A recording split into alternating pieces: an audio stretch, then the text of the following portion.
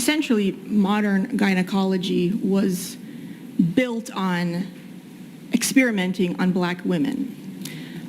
Dr. Sims, who is the father of modern gynecology, performed his surgeries on black women without anesthesia to see, A, how much pain they could tolerate, because he didn't believe that black women really had felt pain, but also to perfect these surgeries so that he could then turn around and perform them on white women with anesthesia.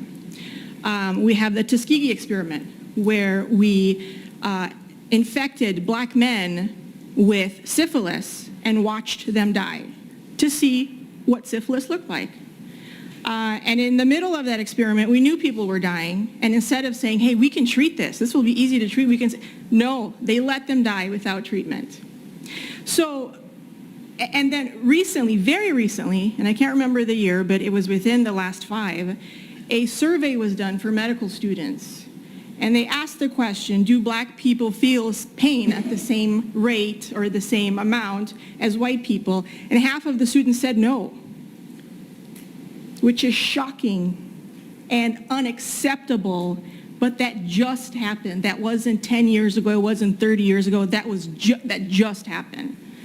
So, you know, we talk about we spend money on MA, but we don't spend time or money on resources, or we don't spend our time or money or resources on systemic racism. We don't discuss weathering. We don't spend resources on prevention and system changes.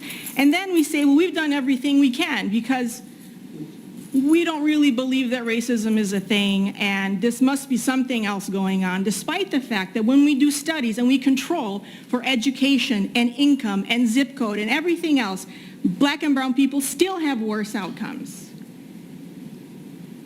right? And black and brown babies and black and brown moms continue to die at unacceptably high, disproportionate rates compared to our white moms and babies.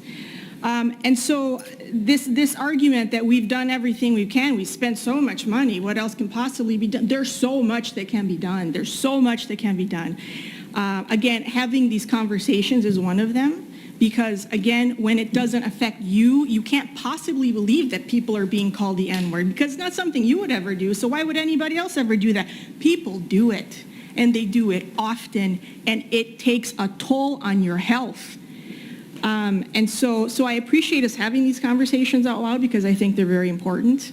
But this bill and this organization is just a small thing that we can do to start tackling this problem. It's not about being fair, right? It's not about spreading the resources to everyone. We have a group of people who are dying at an unacceptably high, disproportionate rate. That's where we have to invest money.